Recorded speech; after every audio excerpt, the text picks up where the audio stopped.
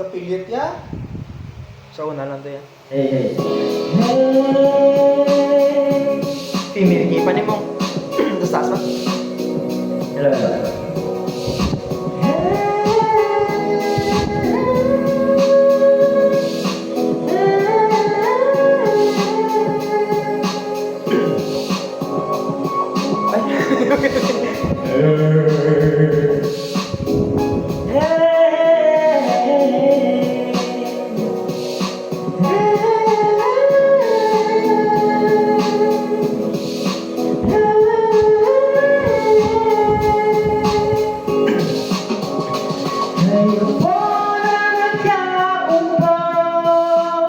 Subukan nyo naman tumayo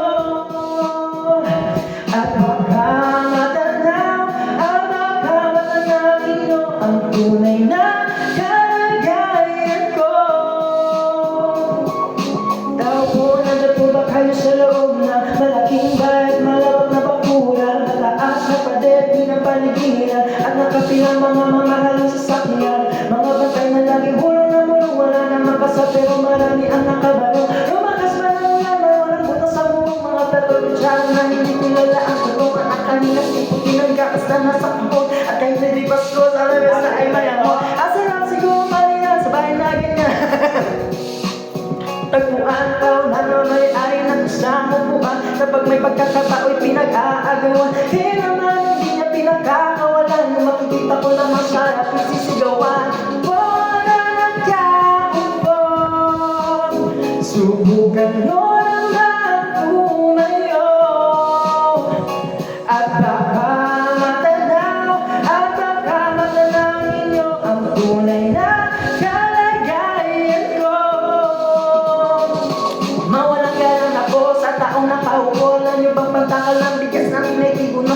Din ng bahay namin na tinataping-taping yelo. Sa gabi yung mag-gaya na dumuto na ng yelo na di kayo dito pang ilagay sa inumin. Pinakulong tuti sa lumang takuling uling-uling. Gamit ng pagkaroon na inang lamang sa estero. Nagsasibing na sa umagay. Ang iba niyong aking ina na may kayamanan isang bagay na nagagamit lang pag ang aking ama ay sumelo. Pero kulang na kulang pa rin. Kulang nga to yung kasi na 50 pesos sa maghapong pagkakasyahin. Di ko alam kung talaga maraming harap. Kung mataas na ang lamang bakit bubulag-bulagan lamang po kayo. Kahit sa dami ng pera nyo walang doktor na makapaglinas ng mata nyo. Kaya huwag kang masyadong halata.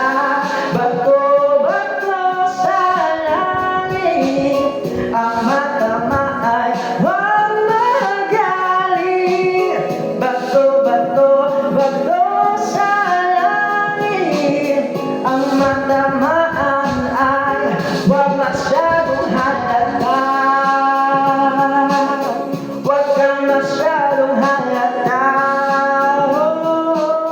Huwag kang masyadong halata. Huwag kang masyadong halata.